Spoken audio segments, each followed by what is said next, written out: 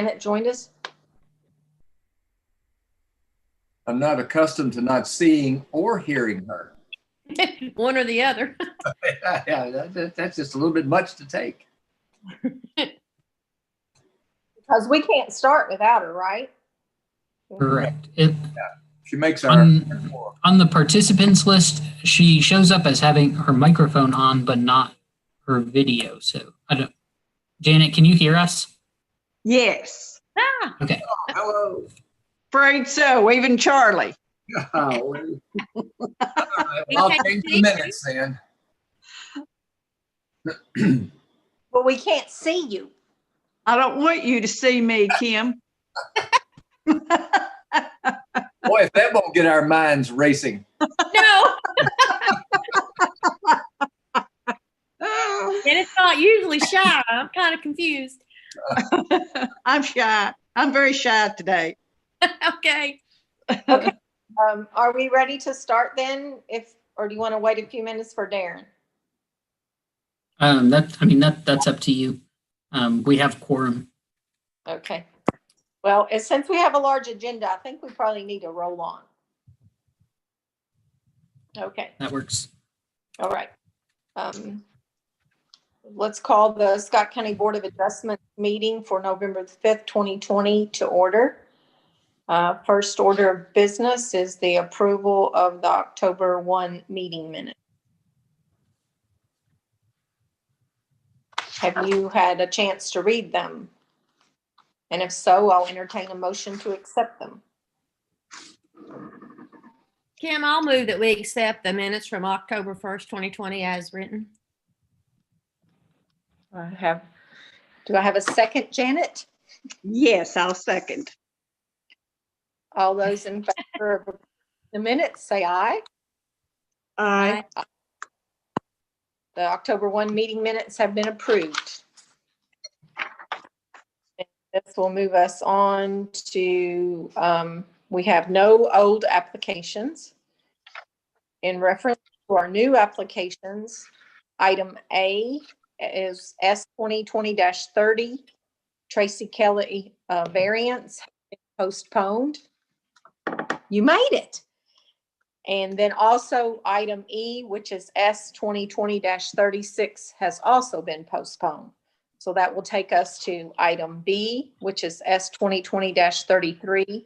Carol Jones is applying for a conditional use permit for secondary single-family residence at 399 Browns Mill Road. Madam Chairman, if I could make a suggestion, on those two postponements, could you also read out the addresses, just in case some of these folks don't know the names of the applicants very well, but they'll know the addresses. All right, I'll go back to A, which is S 2020-30. It's regarding 783 Burton Pike. Item, which is S 2020-36, is regarding 1840 and 1844 Lexington Road.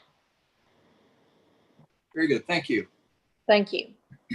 So now we'll go back to the S 2020-33.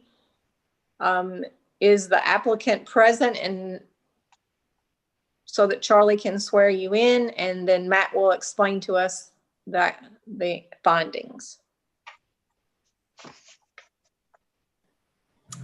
I don't see the applicant on the meeting. It may just be under a different name if they're using somebody else's Zoom account. So I guess we could give them a second to maybe raise their hand, and then we could go into the application.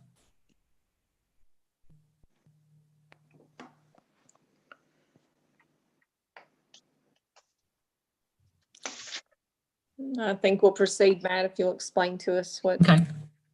Yeah. Yeah. So this there's actually I think 3 applications similar to this on the agenda this evening. The applicant is looking to construct a secondary single-family home on the property for use by a family member. This property is located at 399 Burton Pike. I incorrectly have the acreage listed in the staff report. Or no, sorry. That's the wrong application form. I do have the correct zoning and acreage on the staff report for this property. It is 25.5 acres in size. So it exceeds the necessary acreage for us to consider a secondary home on this site. Excuse me, Matt, you said this is on Burton Pike. Is this not on Browns Mill Road? It is on Browns Mill Road. I flipped to the wrong application in my packet to start. Thank you. Sorry, this is on Browns Mill Road for all who are interested. The zoning is agricultural. The surrounding properties are zoned agricultural and single-family residential. And it is, like I said before, it is 25.5 acres in size, so it does have sufficient acreage to meet our density requirements. The zoning ordinance under the agricultural zoning does allow for secondary single-family residences for family members or farm workers as a conditional use, which is why the application is before us today. I included here in the presentation an aerial image of the site. So in addition to just knowing that the acreage is 25.5 acres, we can see visually that the lot has sufficient space. From the information in your packet, we can see that the applicant, if you kind of see where my mouse is, the applicant is indicating that their proposed location for the house is roughly in this area. So it should have more than that 100 feet of separation between the two residences that we typically look for on applications like this, in case they decided to subdivide and sell one of the homes off at some point in the future. I am recommending approval of this application with the conditions listed in the staff report. They're all three of them are conditions that we would typically include with applications of this type. Reminders that the applicant is required to comply with the zoning ordinance and subdivision regulations. A reminder that the applicant is required to comply with all federal, state, and local regulations, and thirdly that they need to obtain a building permit from the building inspection office prior to any construction.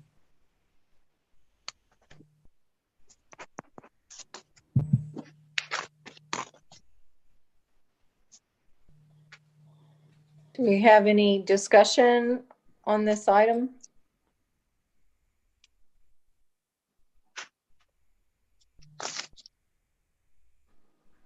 I'll entertain a motion.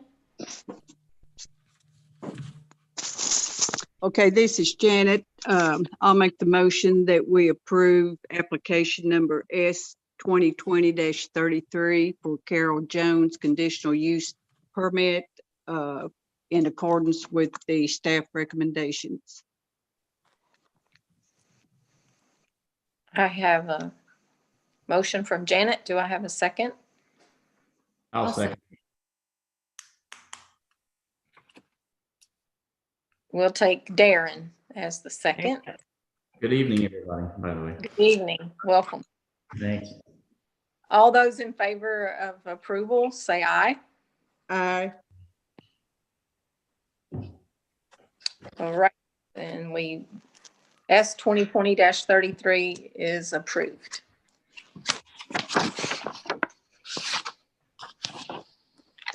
Going through my papers, give me time. S 2020-34, conditional use permit on Long Lick Pike. Is the applicant present? I do see the applicant present. All right. Charlie, would you like to swear them in? Is Mr. or Ms. Rhodes? Oh, no, Mr. Rhodes or Ms. Middlefort, either of you planning to testify? Yes, Katerina and Chris Rhodes, we're both female, but yes, we're here. Oh, both? Very good. Could you both raise your right hand, please? Do you swear or affirm the statement you're about to give be the truth to the best of your information and belief? Yes. Yes. Yes, thank you very much. Thank you. Okay. Matt, would you like to explain to us your findings on this permit application? Yes. Yeah, the application site is at 4019 Long Lick Pike. The applicants are looking for a conditional use permit for a small roadside market. The zoning on the project site is A1, which is our agricultural zoning district. When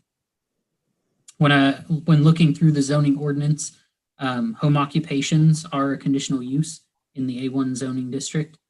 This would sort of qualify as a home occupation or a home business, as it might more commonly be called. I find that the operation of a small roadside market, selling products grown on the farm or produced from products grown on the site, is in agreement with the zoning ordinance as far as home occupations. I also found that their application is in agreement with the comprehensive plan goals, especially goal EG3, which is from the economic growth section, which calls for encouraging agricultural economic growth in Scott County. I did not find that it would have any adverse impacts on neighboring property owners, and that it should not generate any noise, odor, pollution, light flashes, or other offsite impacts that should cause a nuisance to neighbors or to negatively impact the public health, safety, or welfare.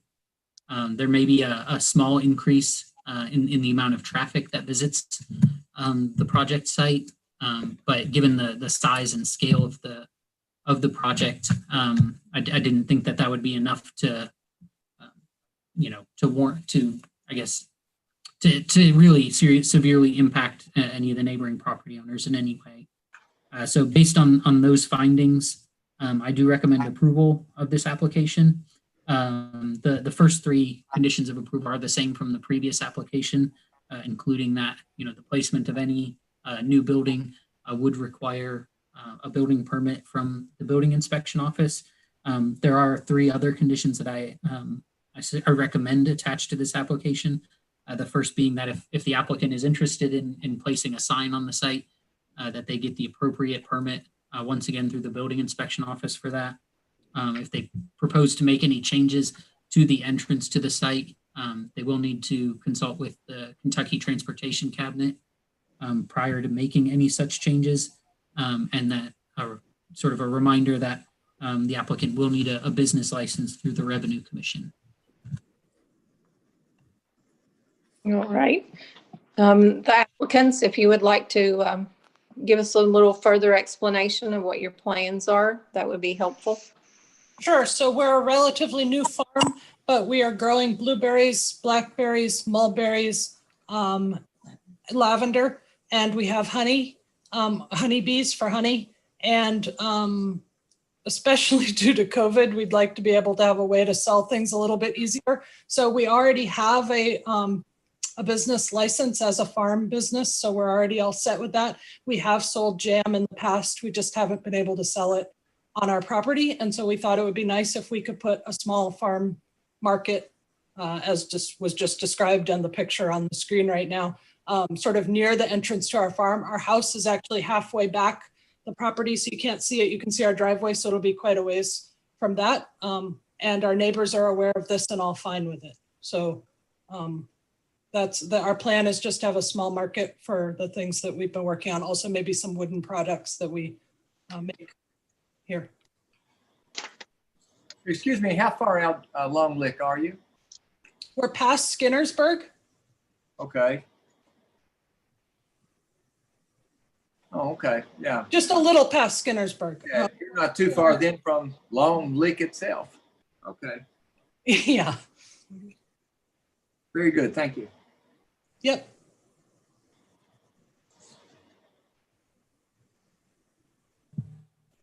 Hey, Matt, this is Janet. Have you had any neighbor concerns or phone calls or anything on this application? No, I had one neighbor call just to ask what the project was, but after I described it, they didn't express any concern.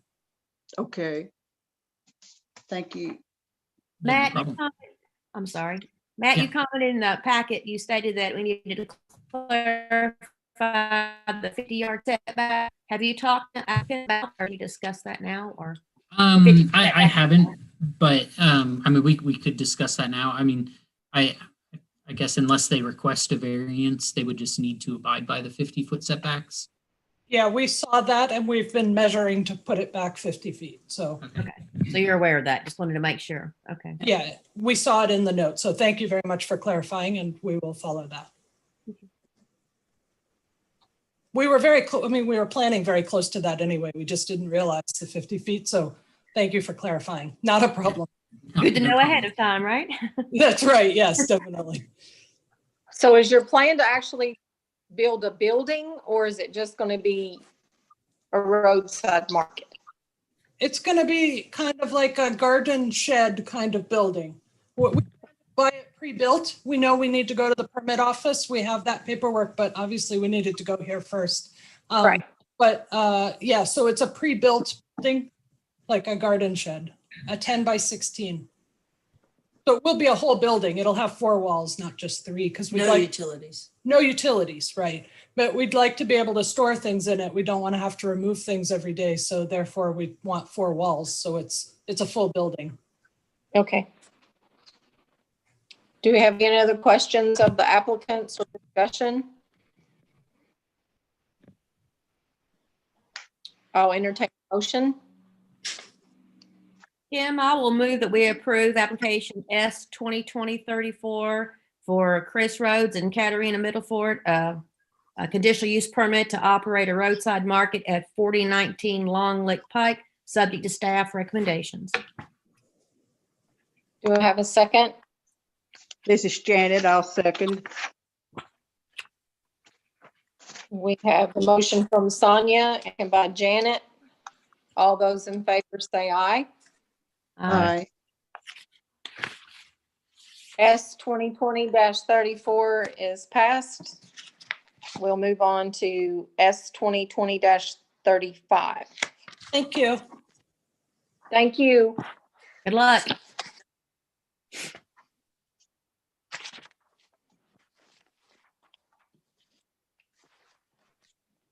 I'm moving over on my paper. Do we have the applicant Yes. present to be sworn in? Yes, Mr. Nims, yes, if you raise your right hand, please, do you swear or affirm the statement you're about to give to be the truth to the best of your information and belief? yes, sir. Thank you. All right, so this is a conditional use permit on 421 Boyers Chapel Road. Matt, would you like to explain to us the findings? Yeah, so this is another application for a secondary single-family residence for a family member. As you mentioned, the location of this project is at 421 Boyers Chapel Road. The current zoning on the project is A1, which is our agricultural district.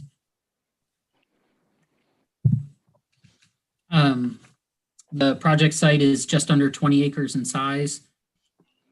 So once again, they've got a sufficient amount of land to continue to meet our 1 dwelling per 5 acre density requirement, even with the secondary residence on it. The proposed location for the house, if you can see the image on the screen, is sort of down here on the southern part of their lot. So once again, we wouldn't run into an issue later on if they decided to subdivide the property. The 2 residences would be at least 100 feet apart. In the applicant's application materials, they did indicate that the proposed secondary residence is for a family member. So I am recommending approval of this application with the 3 conditions that are listed in the staff report, which are the same from the first one. Basically follow all of your local and state regulations and obtain a building permit through the building inspection office. All right. If the applicant would like to speak to us to explain more. We're all one family, just bringing in, our family has grown a little bit as my mother and aunt has gotten older. So I've gotten some older kids that are gonna just be helpful, having them around my mother and my aunt. Okay. Do we have questions from any of the members on the board?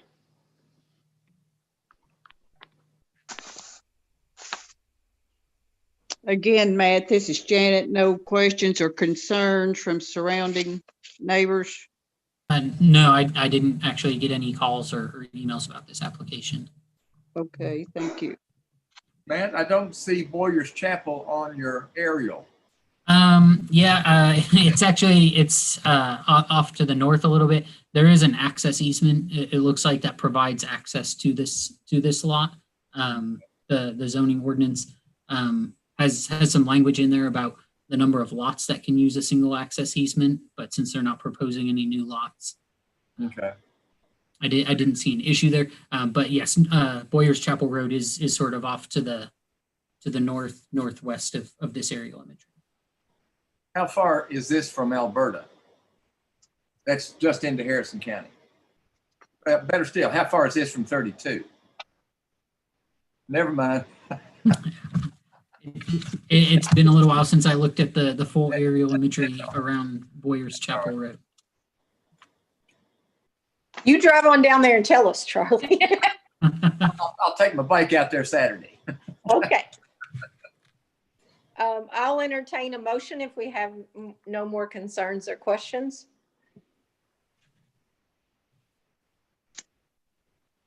Did we lose Darren? No, I'm muted because I didn't hit the button. I feel like Janet. Sorry, I forgot to hit the button. All right, Darren. I'll make the motion to approve application S-2020-35, understanding the staff recommendations and taking those into account. And a second to Darren's motion. I'll This second is it. Janet. I'll second. I'll take Sonia. She answered first. Okay, that's fine. Darren and Sonia made the motion. All of those in favor say aye. Aye. That's approval for S 2020-35. Thank you, sir. Thank you so much. You're welcome. All right, then 36 is postponed, correct? Correct. Then we go to S 2020-37 for 3295 Cincinnati Road. Is Mr. Woodard present? Yes.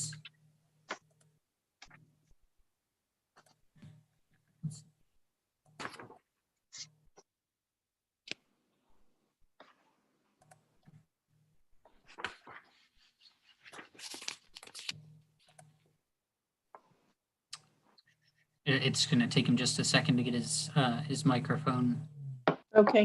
turned on.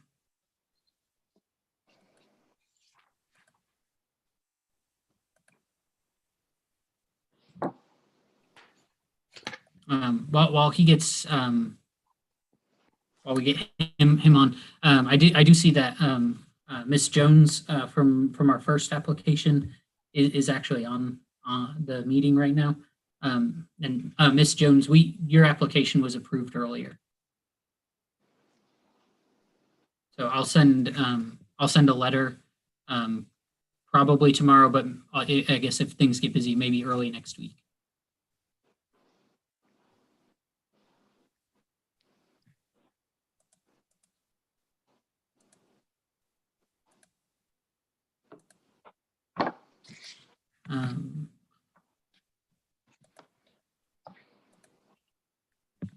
You saw Ernie's chat that he's trying to hear. Yeah, I'm trying to see if there's anything I can do from my end to. I may just see if he wants to just rejoin.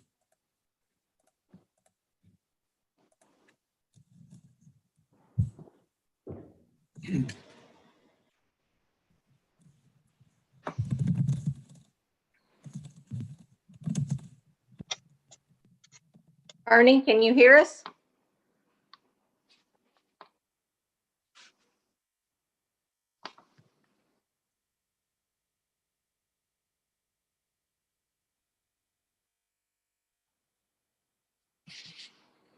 May have it looks like he's got his video on.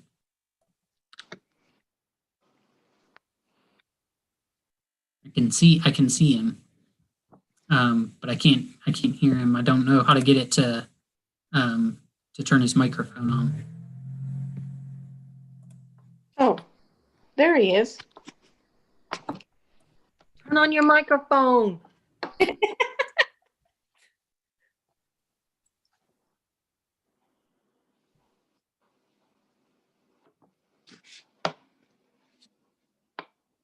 He's shaking his head no. I don't know. Chat option on here, what does that do? Yeah, he messaged and I responded trying to see if maybe he could try leaving and rejoining the meeting and see if that would maybe clarify the issue. I tried to turn just his microphone on earlier, but it was telling me, I don't know if you can hear me, Mr. Woodard, but it was telling me that you were using an older version of Zoom, so it wouldn't allow me to turn your microphone on earlier when you were in the list of attendees.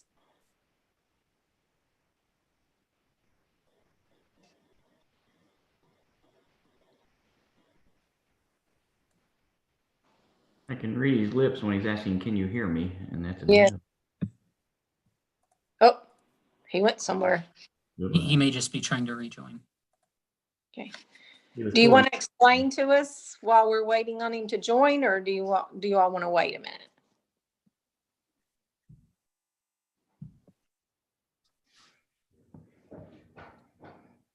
I mean, I can start a while if you all would like. It might be, since he had a somewhat unusual application.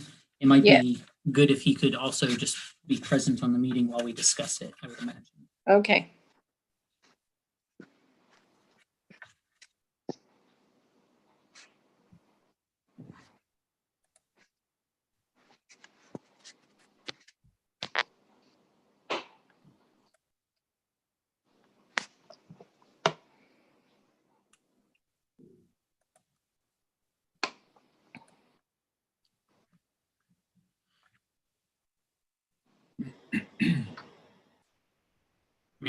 I guess there's another option.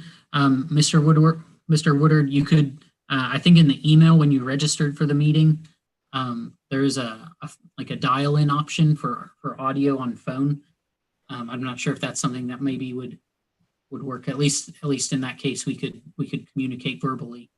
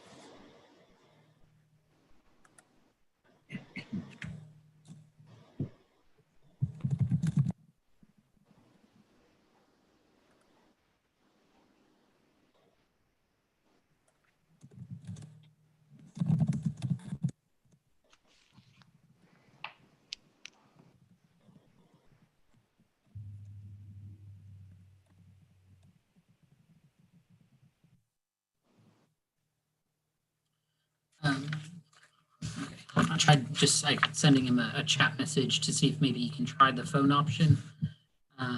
Okay, it looks like he's maybe going to try that.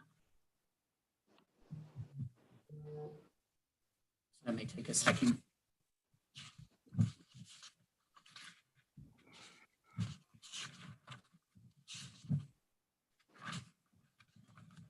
Quick question, Matt.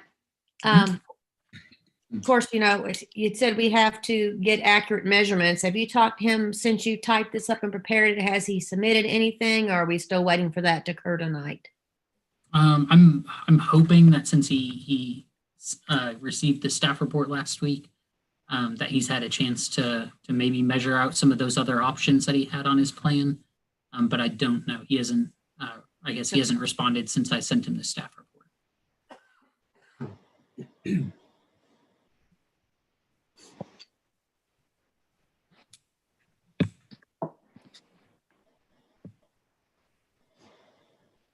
Do you all think we should go to the next applicant till he can get logged on? I He don't- says, sorry, how to do. So I guess he doesn't know how to do it. Give me a second. I may be able to just send him the phone number.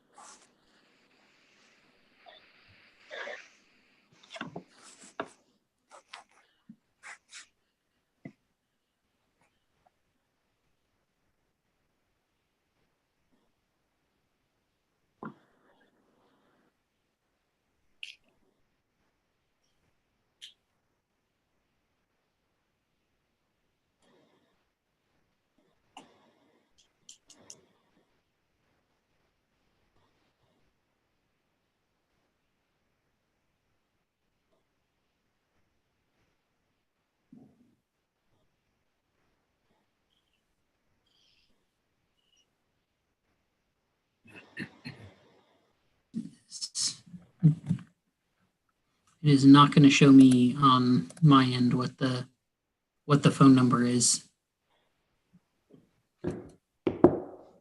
He wants you to call him.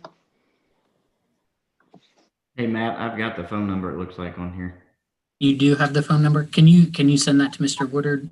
Yeah, hang on just a second here.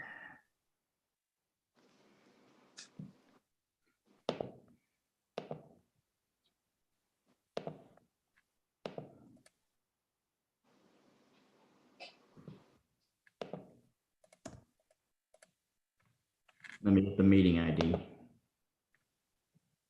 Okay, I can send that.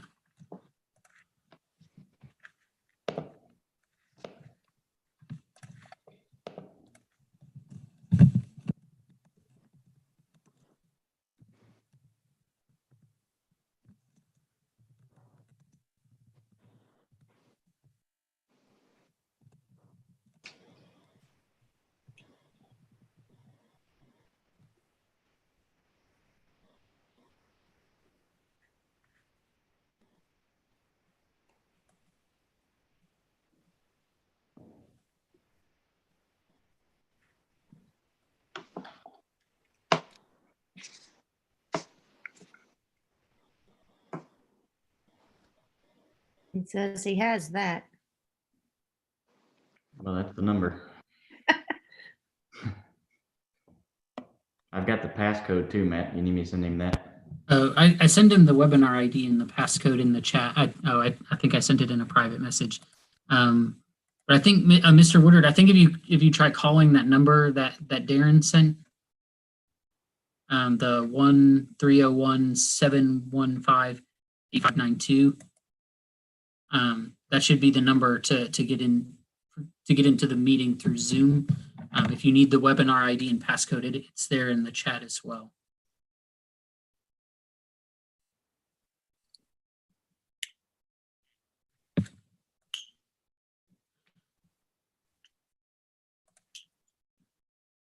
I'm looking forward to the days when we can get back together live again. Yeah, it would be Amen. nice. Don't you guys miss me? We can't see you. You're too shy anyway.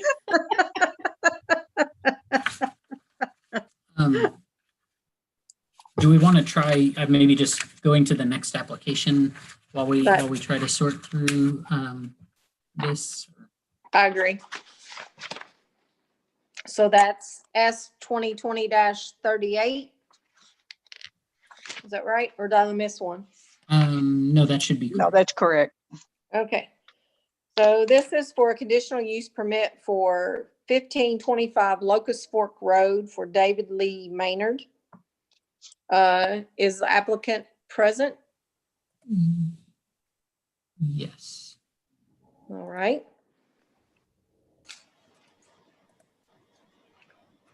Charlie, do you want to take his? Is he up? Yes, Yeah. Mr. Maynard is up. Mr. Maynard, would you raise your right hand, please? Do you swear or affirm the statement you're about to give to be the truth to the best of your information and belief? I do. Thank you, sir. All right, Matt, would you please explain to us your findings on this application? Yes.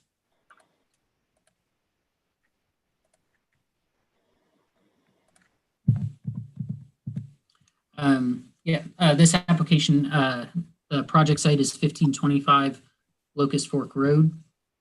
So similar to the last application we heard, the applicant is looking for a conditional use permit for a secondary single-family residence or a family member. The zoning is once again A1, our agricultural zone. The applicant has a lot that is 29 acres in size. So once again, they have the sufficient acreage. The proposed secondary house is for a family member. So it does seem to meet all of the conditions necessary for this conditional use permit. So I do recommend approval of this application with the same 3 conditions as in previous applications of this type. Did you hear any comments from neighbors? I didn't get any calls from neighbors on this application. Okay, Mr. Maynard, would you like to explain to us anything different or addition to what Matt explained? Although I still feel young, I would like to keep my daughter here in Kentucky. She's going to graduate UK in a couple of years, and she helps out with the animals. We own horses, chickens, and dogs, and a few cats. And as I get older, I would still like to enjoy these things, and I know I wouldn't be able to without the help of my family. So I would probably move to the residence up that I show next to the barn and allow her to have the house that I'm currently in. Okay. Yeah, So- the aerial imagery, it's about his proposed location is about where I have the mouse.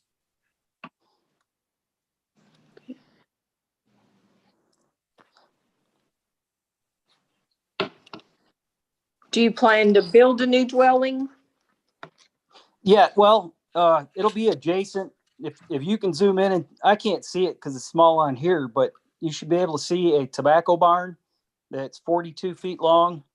I'd be building a structure that's just a lean-to off of the tobacco barn.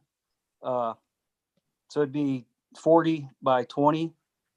That's what, 800 square foot.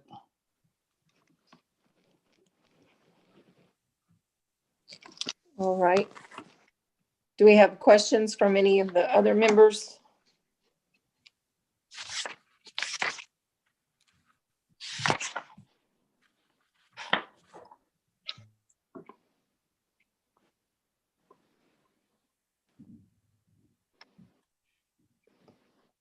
Do we have any discussion?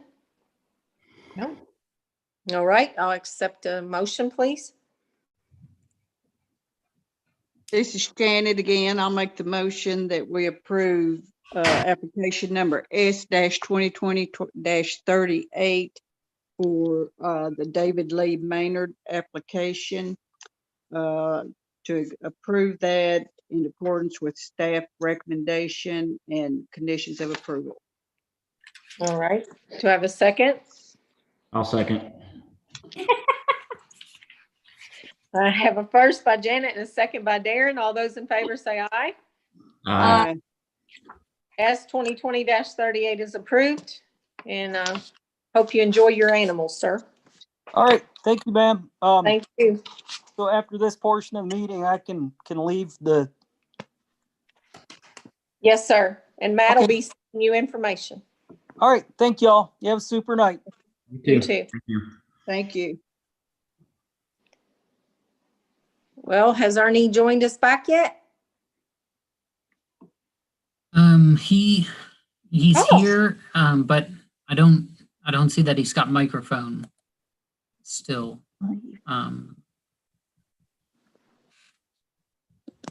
Should have leave the So, meeting. Mr. Woodard, when I least when I join a Zoom meeting, there's always a pop-up that asks if I want to allow computer or audio. I didn't know if an option like that popped up for you or not. But if it did, that is something that you would probably need to click OK or yes or whatever the option would be. I don't know that I can do anything on my end to, I guess, enable a microphone on your end.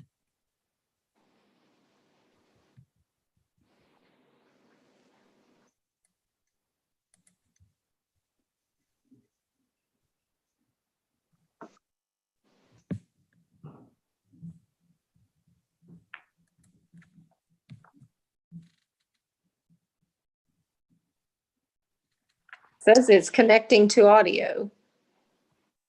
Excellent. Are you there? There he is. Hello? Hi. Yeah. Mr. Woodard, would you raise your right hand, please? Do you swear or affirm the statement you're about to give to be the truth to the best of your information and belief? Yes. Thank you, sir. Wow, that was easy. Holy moly. I sat and listened to the whole meeting till it was my turn. We thought you needed some entertainment. You got it. I was getting mad. I can tell. All right, Matt, would you explain to us the application? Yeah. The application before you is a variance request. So in the main part of the staff report and in the notices that were sent out, I did indicate that the applicant was looking to reduce the front and side yard setbacks from 50 to 15 feet.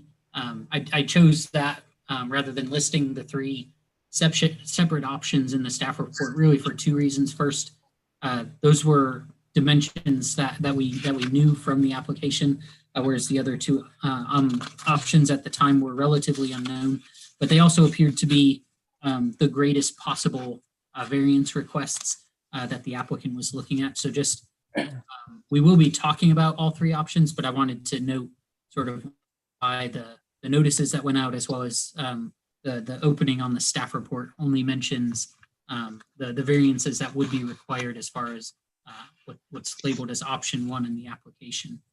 The project site is 3295 Cincinnati Road. It's located basically across the road from where Mallard Point Drive comes off of US 25.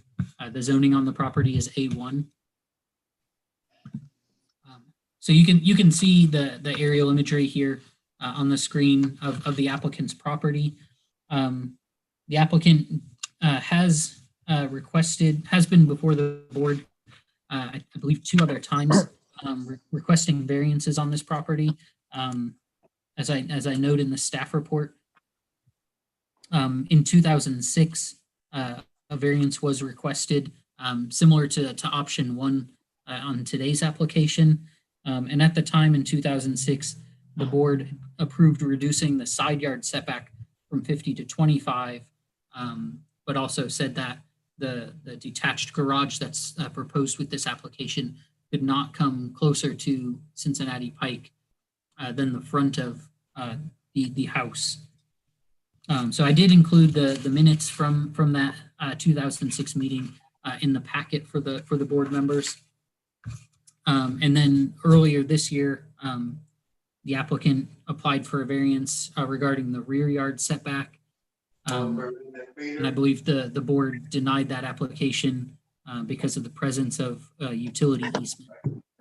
I included the minutes from that meeting here as well.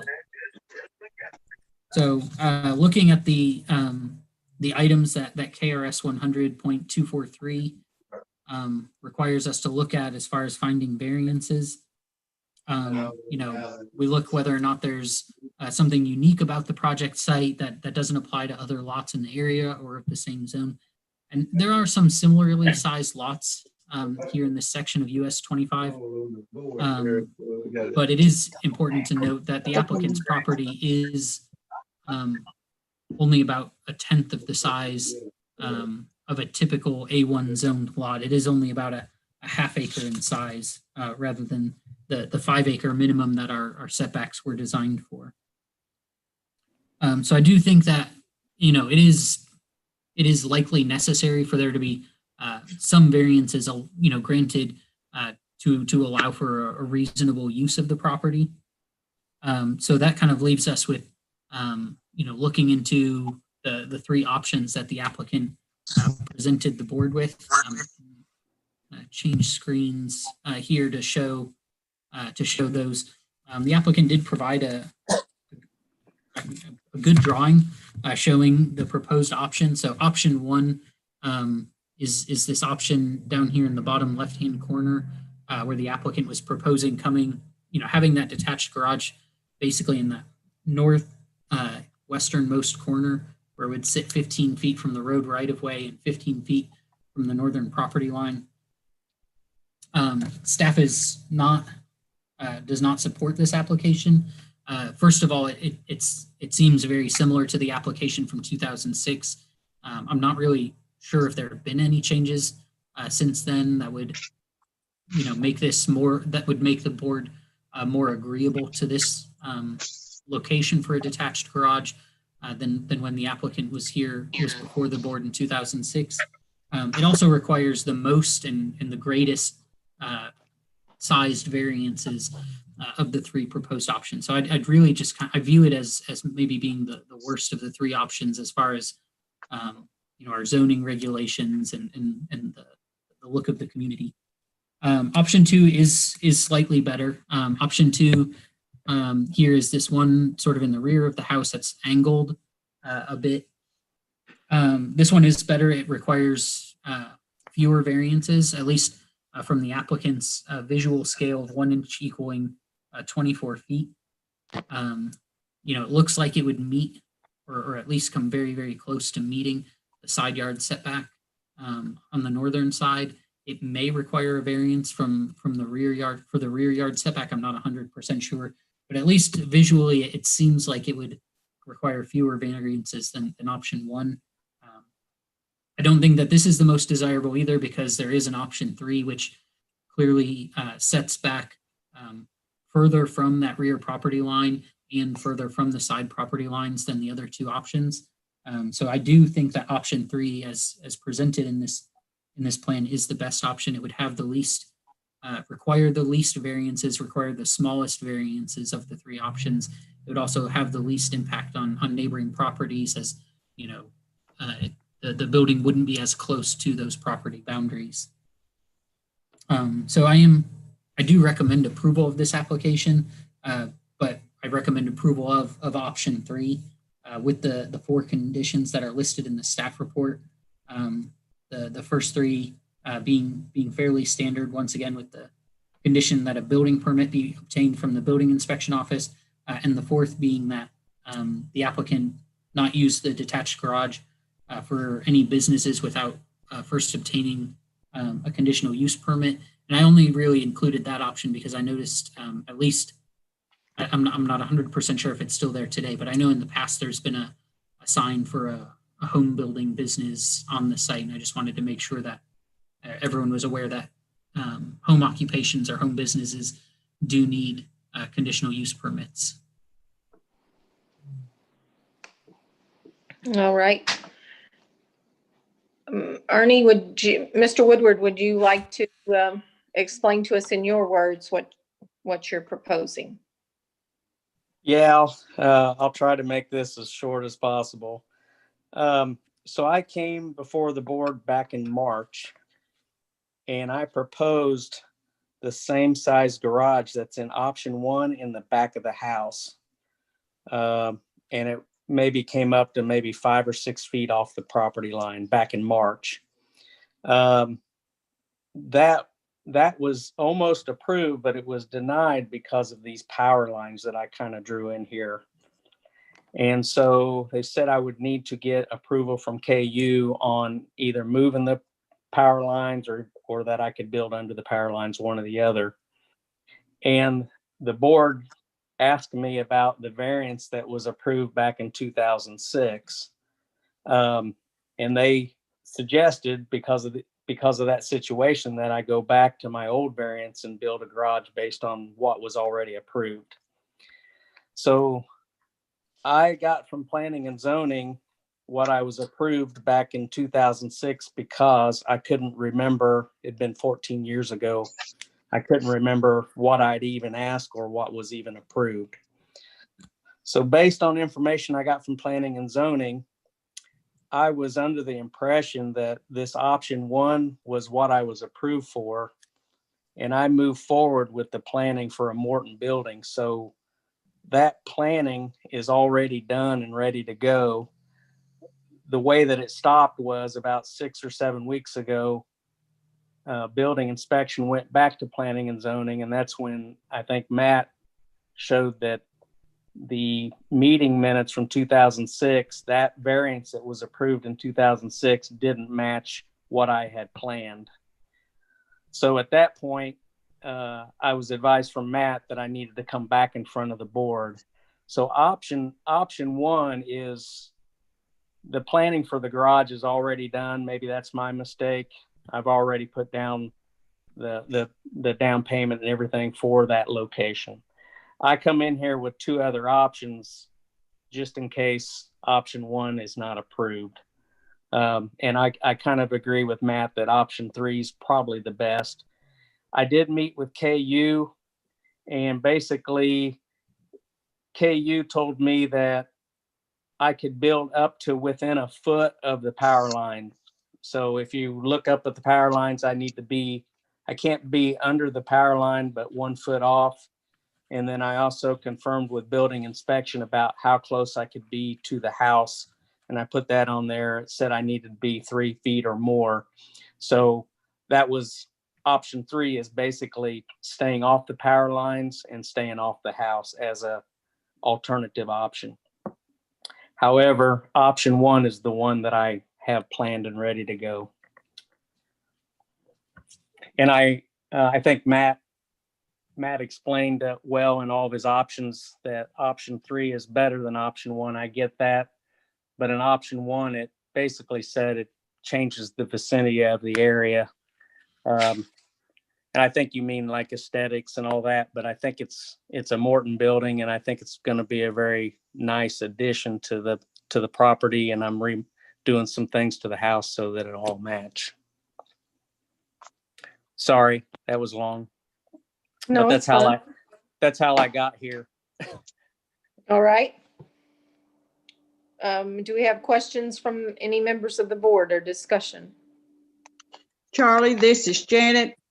Do you have any assistance on this matter? Any concerns that you could help us with? Not really, although based on, and it was funny because when I looked at the aerial, I immediately realized, oh my gosh, we've been here so many times. But no, after listening to Matt, I simply totally agree. Option 3 is the one that needs to be. We really should stay away as often as possible from, anything like the preferred option 1, I believe. I know we had all kinds of extended discussions of that in the past. So, but other than agreeing with the preference, no, ma'am, I have no concerns with it. Okay, Matt, any concerns from any of the surrounding neighbors? I've not heard from any neighboring property owners on this application. Okay.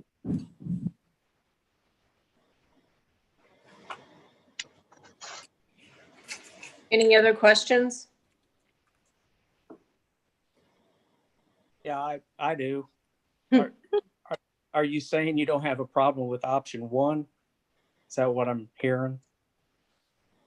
No, Matt, I kind of agree with you. Option 1 looks like it would definitely change the look of the entire setting there. I think more than just changing the look and the aesthetics, you're looking at a lot more issues with variances and so forth. That's setting a precedence throughout that whole area. Yes. I hate it. You've already spent the money, but for me, I'll be very upfront. I don't think option 1 is feasible for me. I think it's an option 3 more than it is an option 1, just to keep out of the amount of variances that it would cost. It's an easier transition to option 3 more than option 1.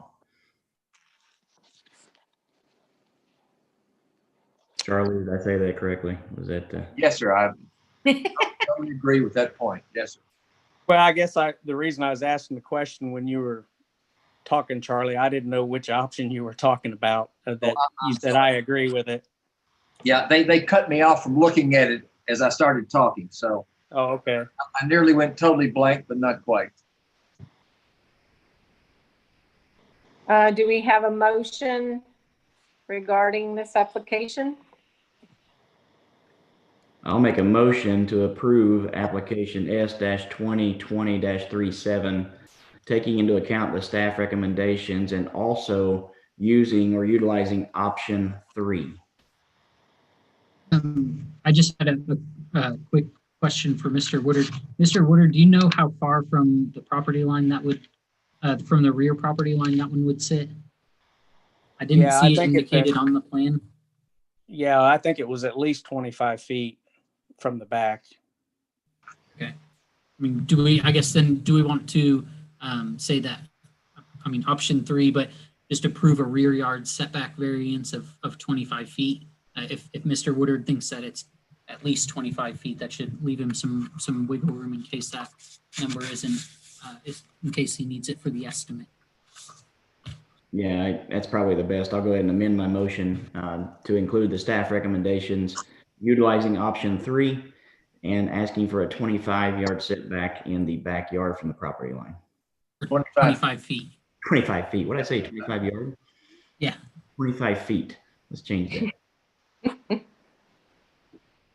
And do I have a second motion?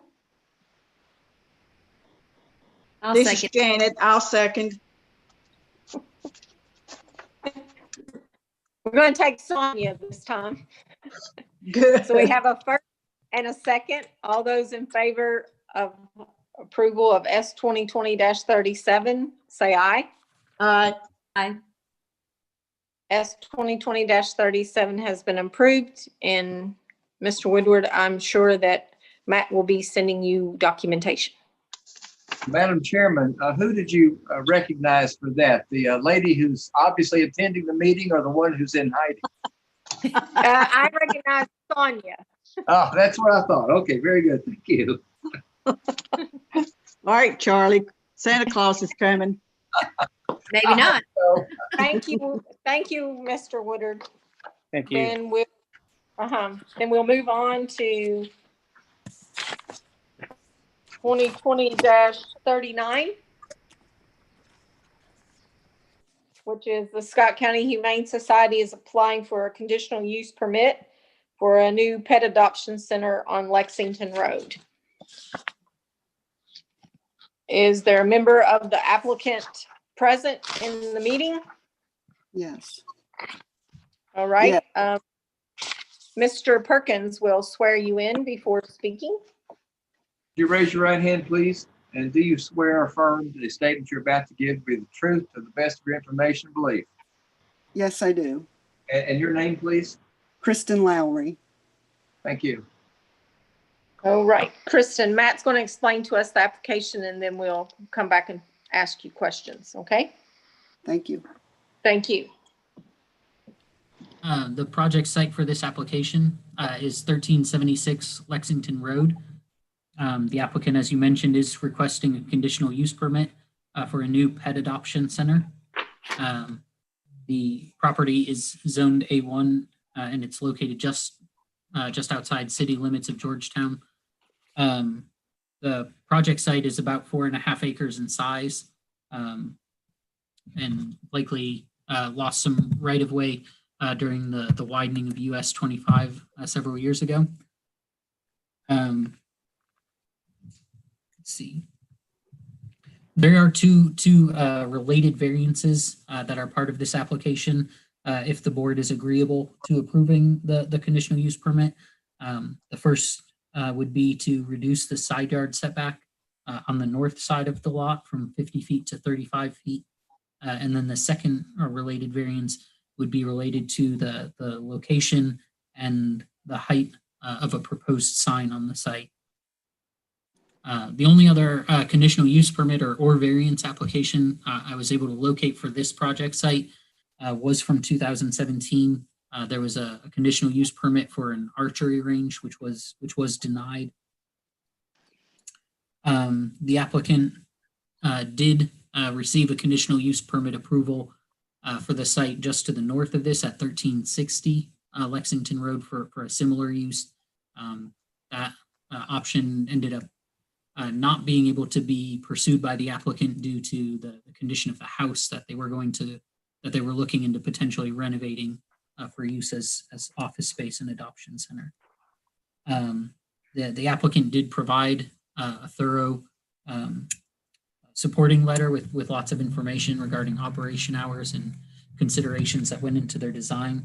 But when we look at the conditional uses that are written in the zoning ordinance for the A1 zoning district, particularly in section 4.12F, it lists churches, libraries, schools, hospitals, institutions, and clubs as conditional uses in this zoning district, which to me is pretty clear that the ordinance or the legislative body wanted to make it permissible by conditional use for there to be some sort of quasi-governmental or nonprofit organizations that would be permitted in the A1 district with a conditional use permit. So sort of if it wouldn't negatively impact sort of the health, safety, and welfare of the surrounding area. So as a nonprofit, this does fall under that conditional use of listed in section 4.12F, sort of as an institution. So when we look at the impacts that this might have on the surrounding area, as I kind of go through in the staff report, I looked into traffic. The applicant mentions that they would have one full-time and one part-time employee. And then outside of that, they mostly rely on volunteers for their organization. Their site plan that they included as part of the application indicates that they're kind of thinking that they would need 15 parking spaces. So the amount of parking that they're proposing, combined with the limited hours that they describe in their narrative, leads me to believe that they're not going to generate large volumes of traffic that might have negative impacts on neighboring property owners or really the traffic on Lexington Road in general. Their parking area would need to comply with all of the requirements as far as landscaping in the landscaping and land use buffers ordinance. And they've kind of indicated on their site plan in sort of a faint gray color where some of those trees and things would be. So in general, parking lots have to be screened by a combination of trees and low shrubs from both roadways and adjoining properties, as they've kind of shown on this site plan. I think the biggest, item that might concern neighboring property owners with a use like this is probably noise. The applicant is showing a 40 by 100 fenced area, and they indicated in their narrative that this area would primarily be used only if somebody was meeting a dog on site for just to see if there's a good match there for adoption. Most of the dogs, they indicated, or not most, but all of the dogs are kept in foster homes, and dogs aren't kept overnight wouldn't be kept overnight at the proposed facility. It would really only be brought there for training and or meeting a potential adopter.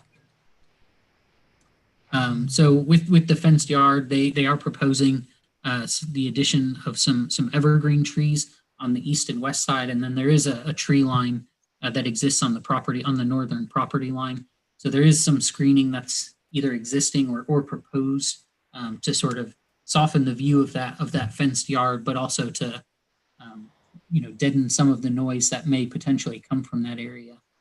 But I don't think that noise would be a large concern for this, given the infrequent times that it would be used. It's not as though dogs would be taken out into this area on a regular basis for exercise or left out there for hours at a time. So combined with the sort of the infrequentness of the use and the limited hours of operation that the applicant indicated in their narrative, I don't see noise being a concern or something that would negatively impact neighboring property owners. Also, I don't anticipate the proposed use generating any odors or light flashes, vibrations, or other things that would impact neighbors. When I looked into the proposed variances for the site, I found them to be reasonable. As far as the side yard setback reduction, the applicant indicated that it's really sort of an open air area, as you can see on the site plan on the screen here. So we're not talking about an enclosed area, and it's really just sort of a roof over a portion of that outdoor enclosed area. The applicant sort of intentionally kept that closer to the site to the north because that site's already used as a clinic or clinic/kennel air use, as was previously approved. And they indicated that the neighboring property owner on that side is agreeable to their application. All right. I did have, I guess, just a little bit more on this. As far as the sign variance, I'm agreeable to their variance on that as well. The way the sign ordinance is written, applications in the county, signage has to comply with the setbacks for the zoning district in which it's located. So in this case, any sign that they would propose would need to be at least 50 feet from their property line.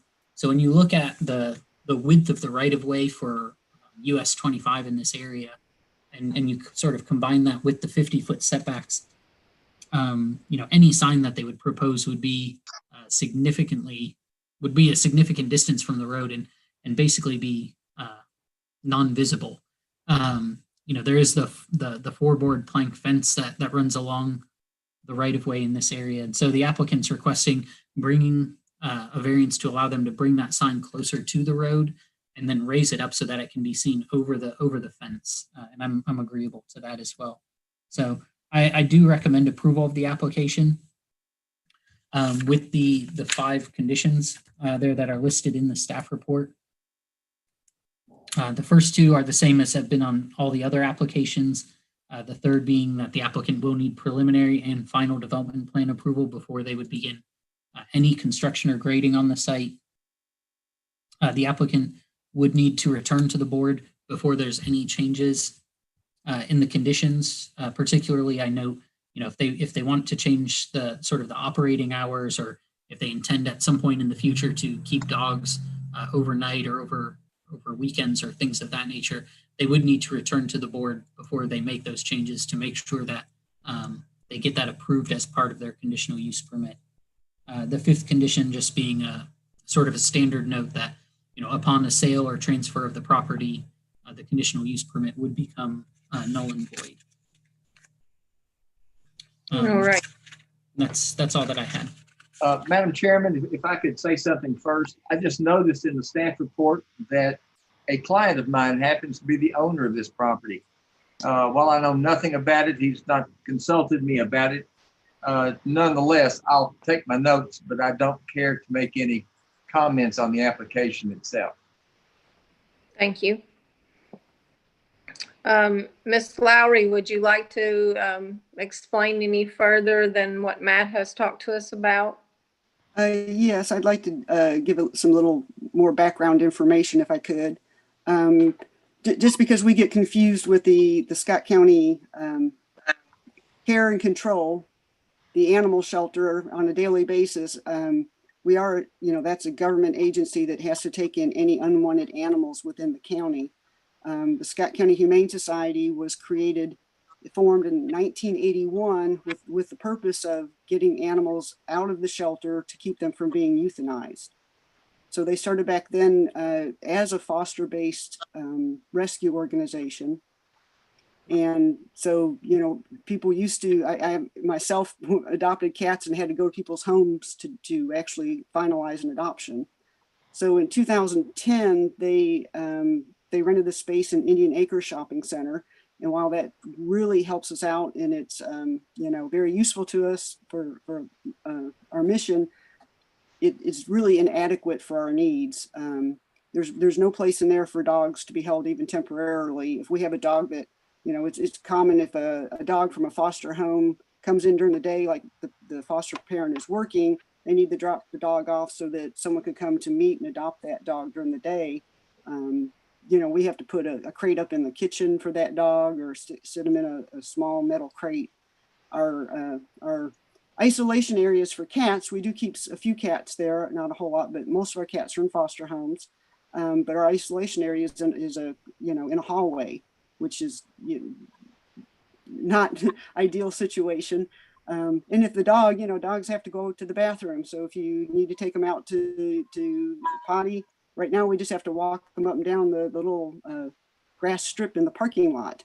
So we really have been wanting to get into a better situation.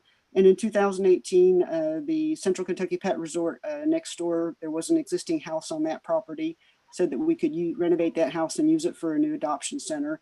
But once we got into it, it was, really in very bad condition, eaten up with termites, and there were just a lot of issues, and it didn't work for us.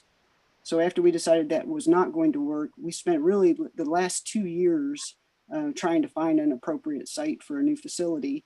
We wanted it to be in the city of Georgetown and on city sewer, but finding something big enough that we could afford was just impossible. We looked for quite a while. As you know, commercial land in Georgetown is very expensive.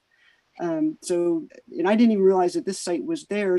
But we did find it, and I think it really does meet our needs. It is compatible with the pet resort next door. And I believe Dr. Scott Weekly is one of the owners of that. He was going to be here tonight to speak about the application. So this is, I think, really going to work well for us. We will still actually have to fundraise. We have enough money to purchase a site to actually build the facility. But first, we need to make sure we can purchase it. Our purchase is contingent upon the conditional use permit being approved. As far as the setbacks, we wanted to keep the 50-foot, but after we really do, if you've ever been out to the animal shelter, they do have a covered area for cats where the cats can go outside during the day when the weather's nice. And I also went and looked at the pet resort, and we wanted to have the fenced area between our building and the pet resort where, a dog out there is not going to be an issue with anybody, and keeping it away from the southern property owner. But they actually, after they built their building, added roof onto the back so that they could have a covered area for the dogs.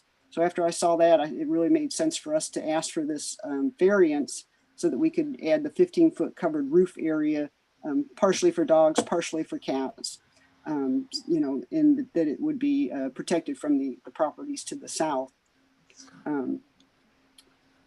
So, when a dog comes to stay, we could actually have room within the facility for them to have a room to stay in instead of just a crate.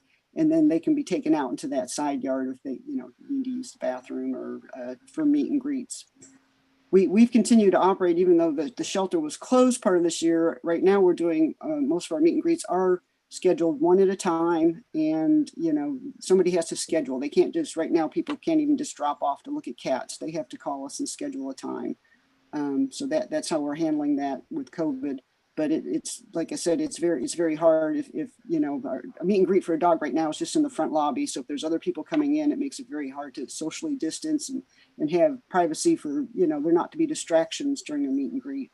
So we really do need this facility, and I think we have a lot of support people today, that realize we need it and want us to have this.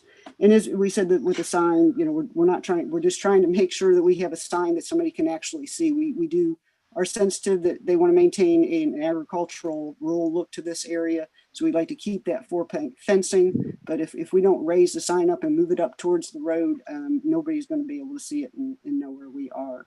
So with that, I'll quieten down and be happy to answer any questions you might have about the application. Matt, have you had any feedback from the neighbors? I have. I spoke to, or I got an email from Mr. Quarles, who's the property owner to the south. He submitted a letter, but he's in attendance on the meeting. So I mean, I would rather he present his comments himself rather than, I guess, me read the letter into the record. I was prepared to do so if he wasn't able to attend. But we do also have Mr. Scott Weekly, who's on the meeting, who had his hand raised and wished to speak. Okay. Charlie, will you swear both of these visitors in, please? Yes, Mr. Quarles and Dr. Weekly, if you would raise your right hands. Do you swear or affirm the statement you're about to make to be the truth to the best of your information and belief? Yes, sir. I do. Yes, thank you both.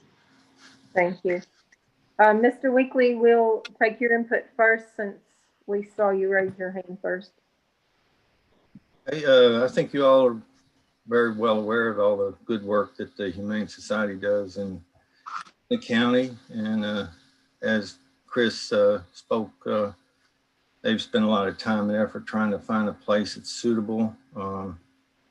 And I think they'd be a good neighbor. I don't think you're going to see a lot of issues with anything, noise or traffic or other things that might be a problem. So we've worked with the Humane Society for years, and they've always been a good part of the community. And I just wish to be here tonight to support them. And our sign at the pet resort has to be, it's way off the road and up on the hill. A lot of people can't find us when they come looking for us because we can't. I think we couldn't light it up either because of some rules that you have. So I think trying to get the sign a little closer and a little higher will keep people from maybe veering off the road and having a wreck looking for the Humane Society when they come by. So I think that's a good idea to make the sign more visible. That's all I have to say now. Thank you. You're welcome. Mr. Quarles, do you have something you'd like to address to the board? Yes, I would. I'd asked Matt to distribute the letter I wrote last night to the board, but I guess maybe he hadn't done that.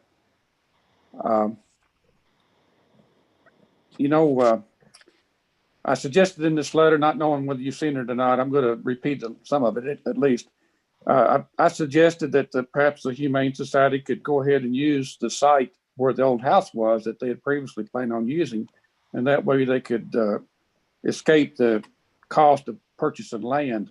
That site remains available, and where the old house was already has some utilities to it, I suspect, and that would save a good deal of money. But at any rate, this property, if you were to allow this, I guess it could be one of the better uses than some of the other things that's been suggested in the past. This property has been marketed as a commercial property from some years now. But I was asking in my letter that if you do allow this, that you would move the garbage dumpster from the site, from the map that Matt provided.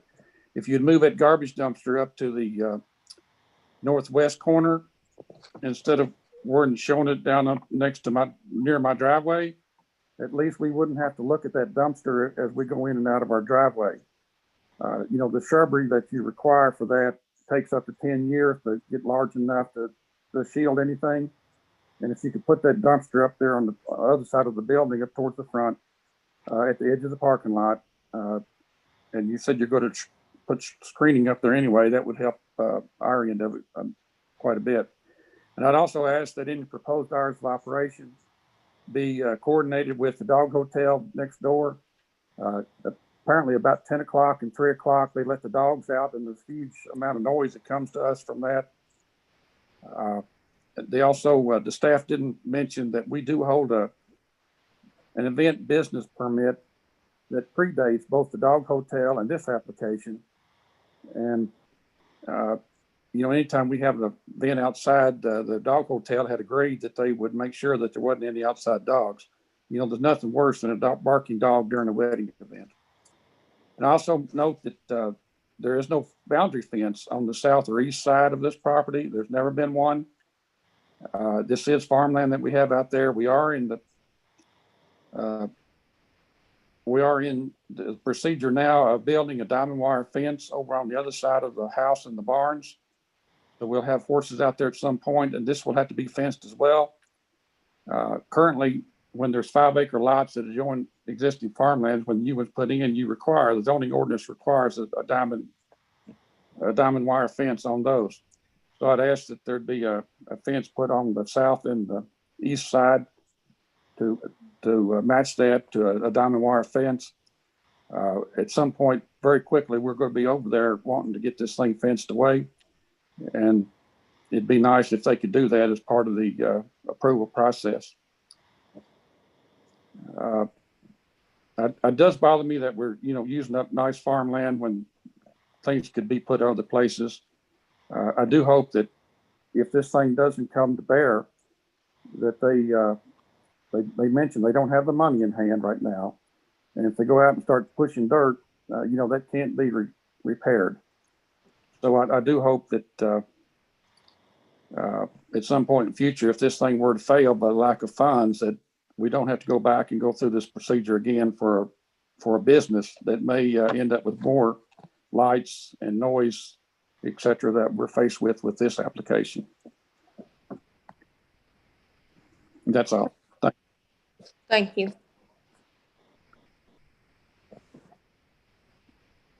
Board members, do we have discussion on the points that he's made?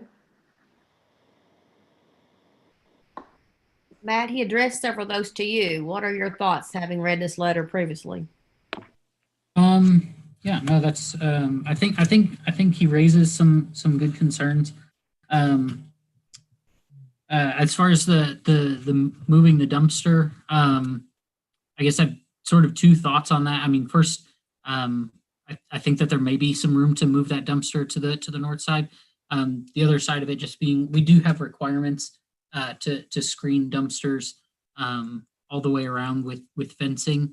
So in addition to some of the shrubs and things that are proposed in that area, even if it was, maybe somehow impossible to move it, we do have screening requirements. So if that dumpster was put in that location because there was no other option, I guess you wouldn't look at the dumpster itself. You would basically look at a fenced enclosure of some kind. As far as coordinating outdoor times that the dogs would be outside with the pet kennel, I'm not entirely sure how feasible that is. I would sort of defer to Kristen and Mr. Weekly on that, or Dr. Weekly on that. And then as far as the fencing question, we would, if this property was being subdivided, today as part of a larger, or what we would consider a major agricultural subdivision, we would require a rezoning and fencing. I'm not sure if those same requirements would be in place for sort of a use of an existing agricultural lot.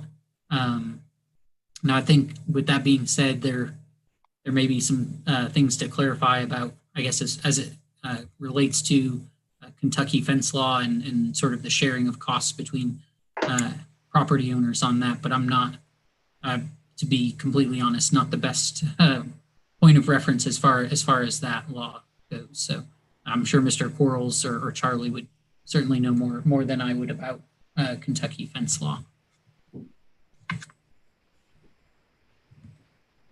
I believe Charlie asked to stay out of this one, so I think we're, he's looking at me now, sort of. I can feel him looking at me. I guess the question for me is for Kristen, and Kristen, the question about the dumpster I think is valid. Is there room to move it? Would you be, amicable to that? And what are your thoughts about the fences and what Mr. Quarles brought up? I don't, we can move the dumpster. That can certainly be done.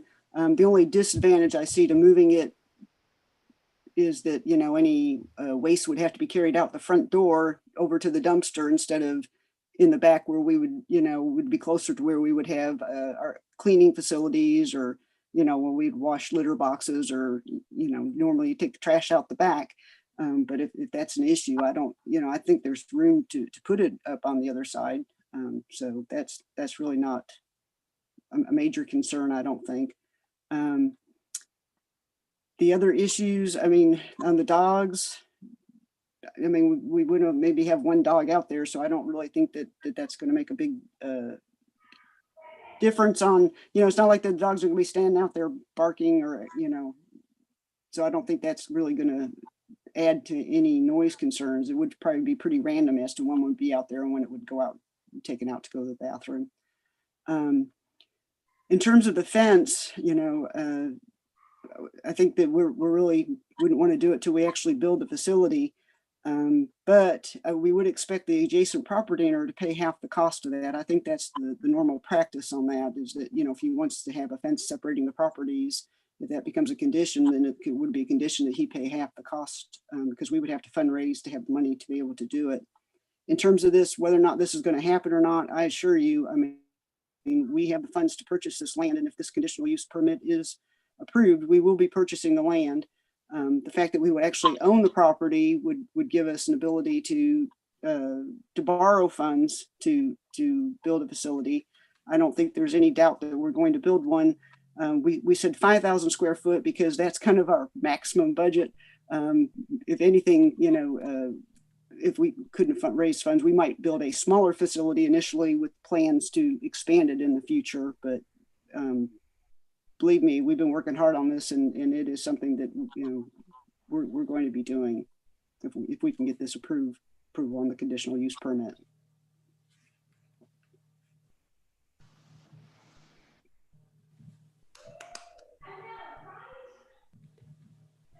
He also mentioned trying to put this facility over in front of the pet resort, but there's already 2 buildings and 2 septic systems, my understanding, on that lot, and I really doubt that the Board of Adjustment would approve a 3rd building and a 3rd septic system on a lot. I think the house worked because it was an existing building and already had a septic tank. So I don't really think, and again, we wouldn't own that land, so we couldn't borrow any money to build anything. I really doubt, you're the Board of Adjustment, but I just wouldn't see that happening.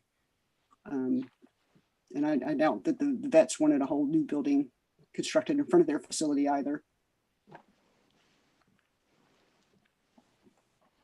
As far as the Kentucky laws in fencing, I think those are established.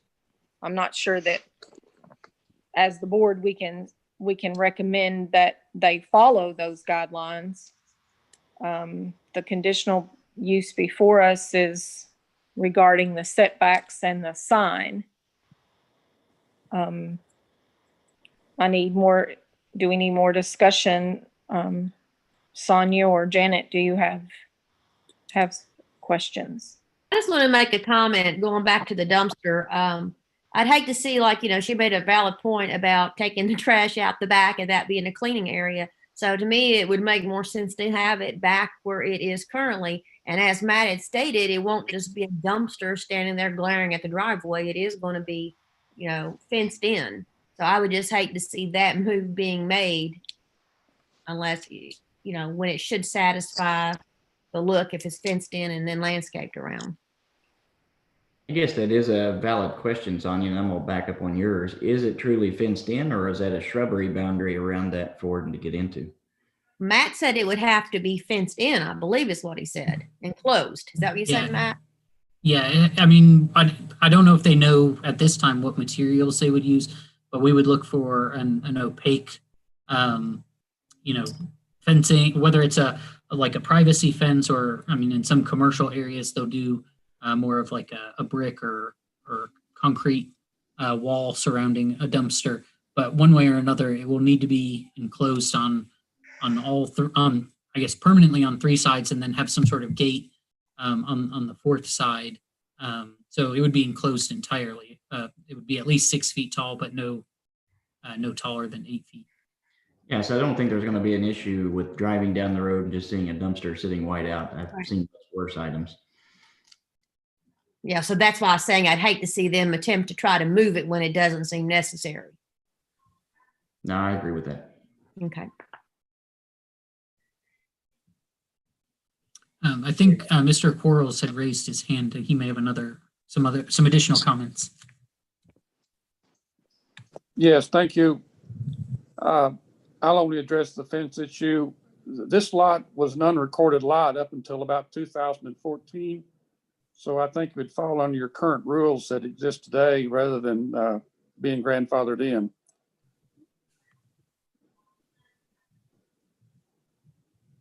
That's all. What are those rules? Charlie, can you just tell us what the rule of the law is on something like this? Well, there are several things that are something like this. Which one are you talking about? The fence. You The mean fence, like requiring fences between the neighbors? yes. Well, that's not something I've done in probably 30 years, but as I recall, you give notice, you can build it, you can then charge up to half for it. It used to be that if all that failed, you could then go to court. I really don't know. I've just simply not done that in I don't know how many years. But the general rule, as I understand it, is if they're required to have a fence, Quarles has animals which would otherwise require a fence, then the general rule would be splitting it 50-50. If we required a fence, then that would not stop her from instituting whatever that process is currently in the statute to get that fence built at that 50-50 cost. But again, any more detail than that, I've just not done that in, it's been at least 30 years. Charlie, one question, and it's more law question than it is Board of Adjustments, but is that under a Kentucky state statute for the fencing rules rather than Yes, outside? Yes, sir. There are statutes on that. It gives district court jurisdiction and it sets out the process far more specifically than I can recall. So I see no reason why the Board of Adjustments would take up that position when there's already a statute established in the state of Kentucky. The only position that the board might do is just to simply say, you want fencing. And I understand what Matt said about that. But even though, yes, this is two agricultural properties, one of them is going to have a business-like operation on it. I can't imagine that not being sufficient, just that we provided our required fences for kennels and things in the past. Thank you. But again, I'm not talking about it. Just a question, just a question. But as of now, that is not one of our recommendations, right? No, that's not a condition that I have in the conditions that I recommended. I guess I would also point out I don't believe that fencing is required by the ordinance. Now, that's not to say that the board could not, as a condition, require some type of fencing. But my understanding of the zoning ordinance as well as the landscape and land use buffers ordinance says that typically we would not require fencing on the perimeter of this property unless it was required as part of the conditional use permit. Just one point, Matt, I totally agree with that. That's what I intended to say if I didn't make that clear. It's not part of the regular sign ordinance, so I think that's true. But as part of a conditional use permit, you can always add appropriate conditions to make the new use compatible with the existing character and whatnot of the neighborhood. I would think that not having a fence looks more compatible for the agricultural use because a large part of this lot in the back, it's a pretty big lot in the back there. We're not going to be using that in it's, it's just open grassy area adjacent to his agricultural use. Where we are going to have animals, we will be providing fencing. So I think if Mr. Quarles wants to have animals and needs fencing for that, because right now it's a cornfield, on both sides of us. So if he's going to be having animals there and he would need the fencing because of the animals, I think that shouldn't be something that's placed on us as part of a conditional use permit. I don't Not think sure about that, Charlie. I don't think we can do that as part of the conditional use, but it's part of being a good neighbor in the Kentucky Yes, fencing. yes. But that would come up when the use changed by force. I mean, that's precisely the kind of discretion, that you're supposed to exercise. So, I mean, obviously you don't need to do something that isn't really helpful, or going to make a new use more compatible. That's precisely the kinds of thinking you need to do.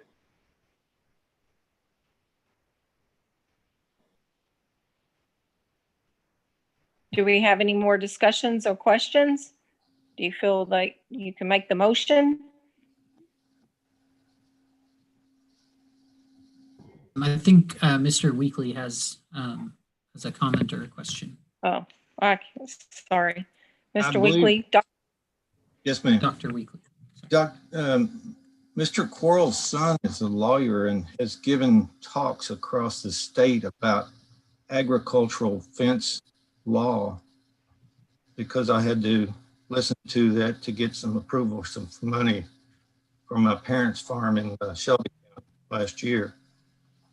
And I can't quote the law, but I think that'll have to come into play somewhere down the road. And it's like Charlie said, it's if you need a fence for your animals, then your neighbor has to pay for half of it. I believe it has to be a fence that's substantial to contain the animals. And that's all it says. And that substantial fence can be of any different type that contains the animals. I don't know if you can, one side of that can dictate to the other side what type of fence that's going to be, because that can be a whole lot more expensive if you ask for one type of fence versus another. But I'm sure he knows the law on that better than most of us. Yeah, I will agree with Dr. Weekly's point is, one, what type of animals require a certain kind of fence? If you're putting up a cattle fence, it's entirely different than a horse fence or a sheep or whatever the case may be. So I'm not sure the fencing is even a matter of discussion at this point. That would be between the two neighbors once those animals are established and finding out what that is. So I will agree with you. Darren, I totally agree with what you just said. I don't think it's relevant right now at this point from what's before us tonight. We don't need to address that. Yeah, I don't either. I think there's too much vagueness in the amount of fence, and I think it's not up to this board to decide what type of fence or fence is needed between neighbors. Not for this application, anyway. so in reference to the discussions that we've had and the actual application and what's been recommended by Matt. I think we have one, Mr. Quarles wants to speak again. Thank you, Matt. Look, the fencing issue, the only thing I pointed out, and Matt confirmed that, is that when there's a new 5-acre lot placed against an existing farm, that the current zoning regulations require a diamond wire or chain link fence built there. And they attempted to do some of that back there next to me on the Risk property that has the 5-acre lots that were at some point approved by the zoning board. And he confirmed that. And there was a new fence built back there. It's a substandard fence. That's going to have to be done all over again shortly at the cost of the neighbors, but it's a pity they approved that. But I'm just pointing out that this is a new 5-acre lot. It's only been recorded since 2014, and it seemed like to me it would fall under those rules. I can always go back and use the Kentucky fence law. I understand that. I'm pretty well aware of it. I'm just pointing out that you have existing rules that govern new 5-acre lots against existing farmlands. Thank you. Thank you. Charlie, I know you can't talk on this, but we're talking about law now, not clients. What about, should we check into this and postpone this meeting till next month? What do you think on that? Matt, didn't I understand you to say that one of the conditions is that they will come back to the Planning Commission with a development plan? Yes, they will need to come back for the preliminary and final development plan for this That's what site. I thought. What I would suggest, Janet, is that you defer the issue of fencing for the reason Mr. Quarles raised, to the development plan stage. Let staff take a look at it, see about that, maybe even get some input. And then if that question is not resolvable, that can always come back for clarification or further action if appropriate. If staff looks at it and says they don't think it's appropriate, then, you know, that's where it ends. But Mr. Quarles could probably file an appeal, an administrative appeal of that within the system. And that will end up before the Planning Commission for a determination. But it appears that that's not an appropriate condition according to the board at this point. That's the only question that you've got. Whether or not an ordinance applies, that's not really your jurisdiction. So I would just simply make part of any motion well, if it's a motion to approve, that be deferred, the fencing question be deferred to staff as part of the development plan process. If I may, I think hopefully to clarify things. So the fencing that Mr. Quarles is referring to on what was the risk property was required when sort of as a result of that property being rezoned from A1 to our A5 zoning district and having at least preliminary approval for a cluster development as well as 5-acre lots. So it was that rezoning and subdivision to an A5 zoning district that triggered the requirement for the fence. That's why I was saying earlier that I don't believe that anything with this application would trigger the landscape and land use buffers ordinance to require a fence for this particular property, because although the use is perhaps changing from agricultural to a different use, the A1 zoning district does not have that same requirement that the A5 district has, if that clarifies things. Thank you. Do we have any other questions or discussion?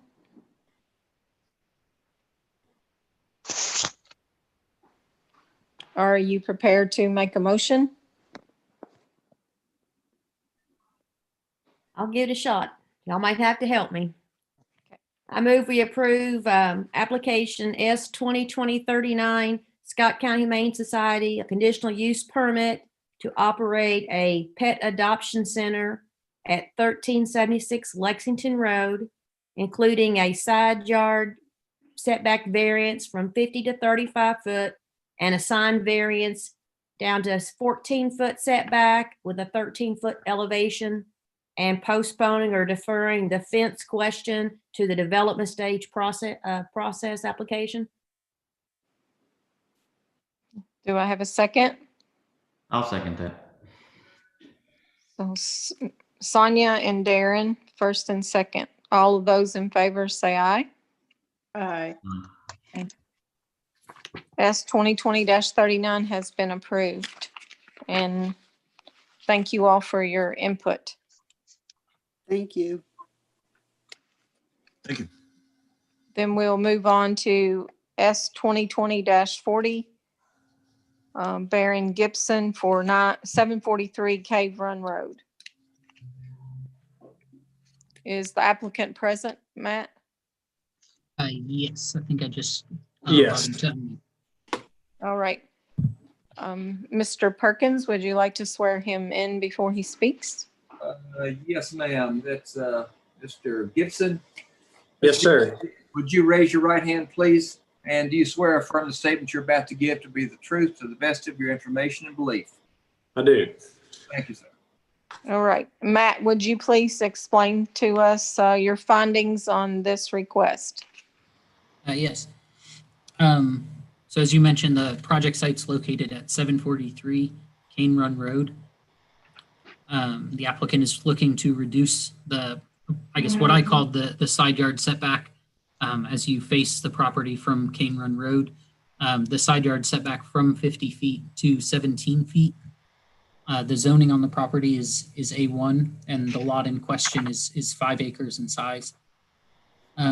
Looking at when I was looking at the project site, and I think the applicant's supporting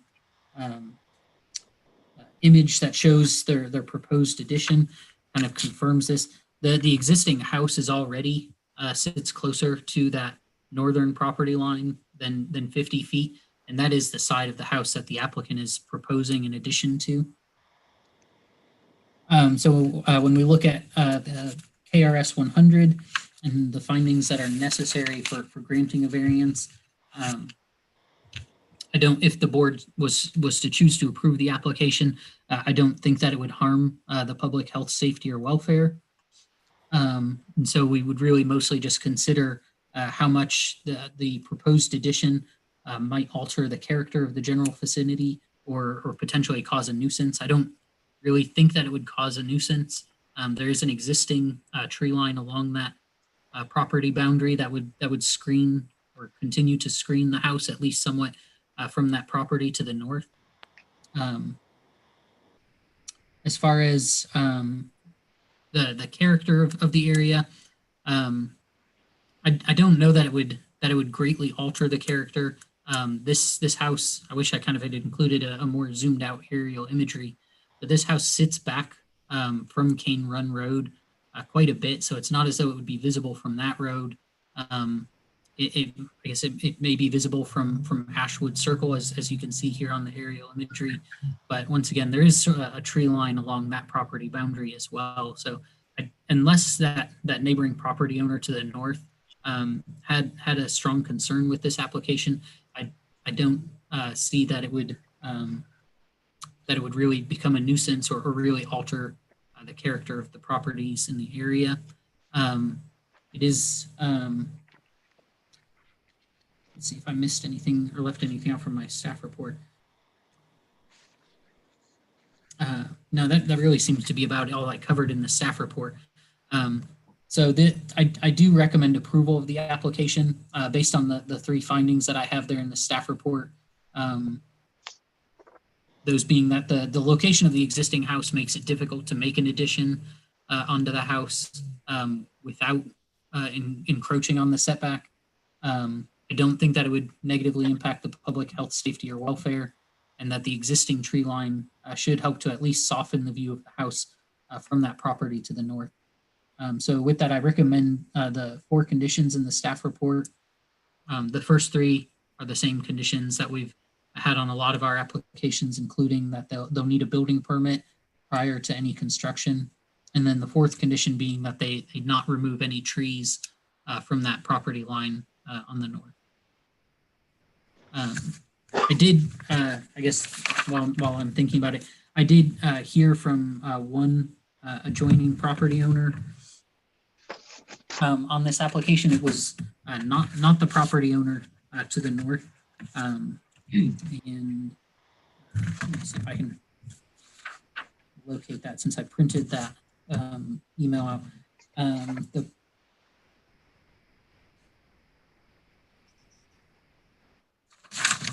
see where if they said where the property owner at 743, not 743. Well, I guess I don't have their address. I did receive a letter from a neighboring property owner that was opposed to the application. I guess I'll just, there wasn't much else of substance to the letter other than just they wanted to voice their opposition. They weren't sure if they were going to be able to attend the meeting, and I don't see them in the list of attendees. Did they say why they were opposed? No, they really didn't. I think they said, I do want it noted that I am completely against reducing the side yard from 50 feet to 17 feet. And she said she would do her best to attend the meeting, but can't guarantee.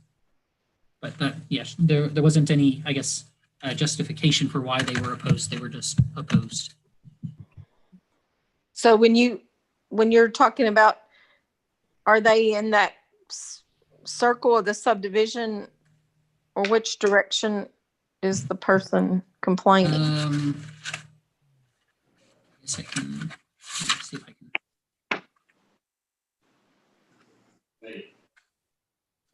I believe that they're at 749. I guess this is another area where I wish I had zoomed out a little bit. So you see this little, this access road that comes to the lot. That's actually part of a larger tract that's closer to Cane Run Road, and it's that 5-acre lot Oh, That okay. neighbor is concerned. So it's not that neighbor to the north, but Okay. All right.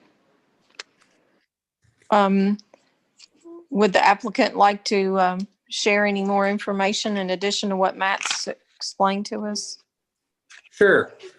So I'm the architect representing my client, Mr. Chris Smith, who's purchased this property.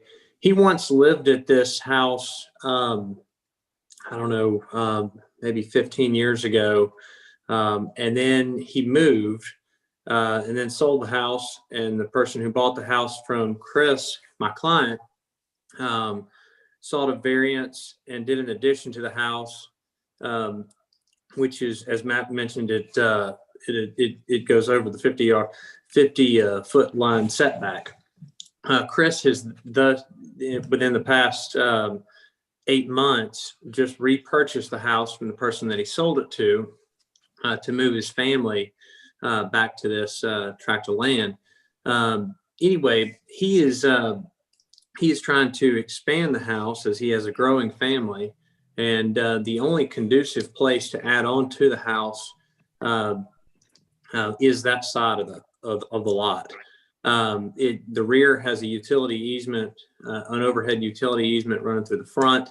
There is or through the backyard. The front is where the geothermal system is, and the side yard.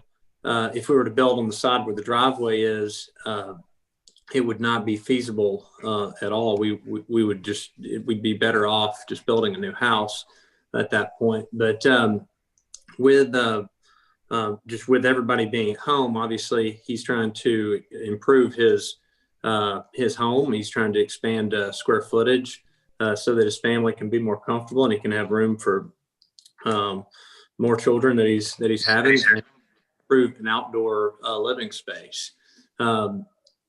Given where it is, there's a tree line against that on the side that we're building with a really nice view out. There's nothing on that side of the lot or on that adjacent property, and there is on the other kind of subdivided lots to the northwest.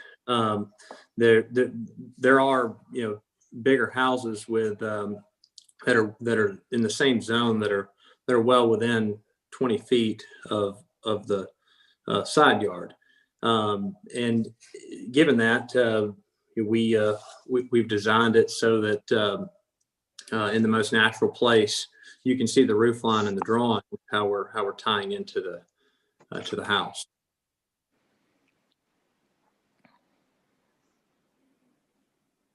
Do we have any questions or discussion?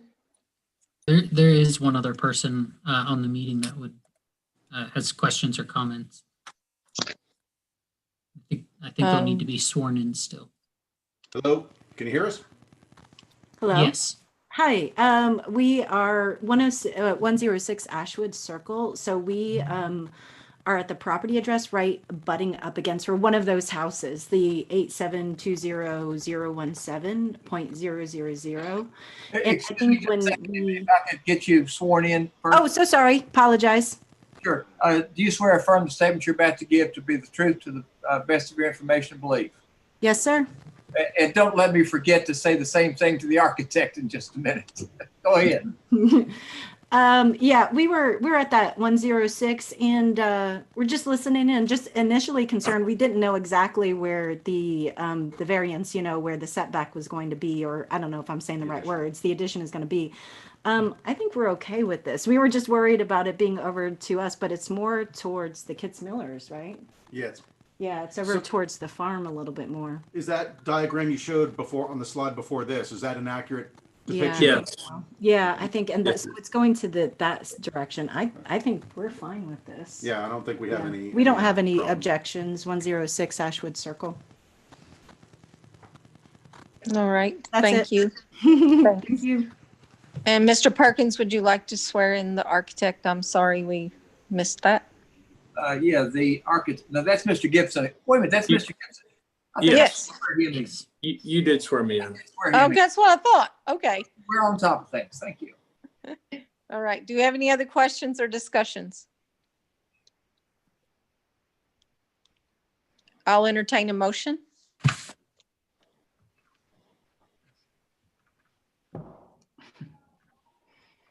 I'll make the motion to approve S-2020, I believe, -40, taking into account staff recommendations. Do I have a second? I'll second it. Darren and Sonia, all those in favor, say aye. Aye. Aye. Aye.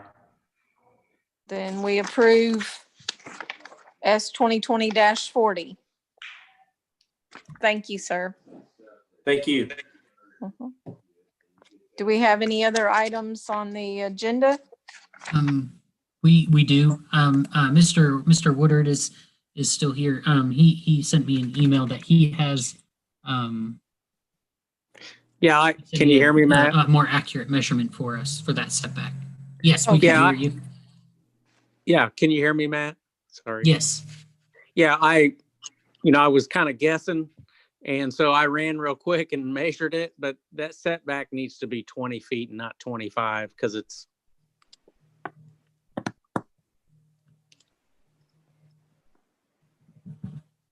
Are you there? Yeah. Can you hear me? Yes. Okay. Yeah, I went and measured that backside real quick, and it's more like 22 and a half. So I think the setback needs to be 20 feet and not 25 feet. Mr. Perkins, how do we address this?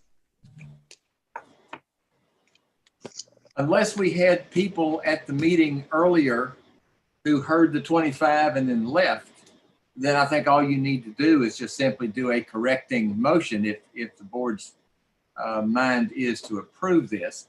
As I recall it, we made it to 25 because we thought that was the actual number. Yes. If that's still the board's feeling, but it should be 20. And as far as I'm aware, there wasn't anybody here on that application, then I would just simply do a correcting motion upon updated information, amend that approval to be a 20-foot setback instead of 25. So in regard application S 2020-37, I will entertain the motion to change the setback footage. I believe I was the one that made the motion to begin with, so I'll Yes. amend the portion from 25 feet on the setback to 20 feet. Rest Do of I it have a is the same. Then we all just vote, Charlie? I'm sorry, who seconded that? That's what I'm saying. Do we have to have a second? Oh, yes, ma'am. Second Okay. and a vote. Yes, ma'am. Okay. I'll second it. Darren made the adjustment. Sonia has second. All those in favor of changing this setback, say aye. Aye. The adjustment to S 2020-37 is approved. And thank you, Mr. Woodward, for coming back and explaining that to us. Thank you. Thank you. Now, we have any other discussions on the agenda or items to review?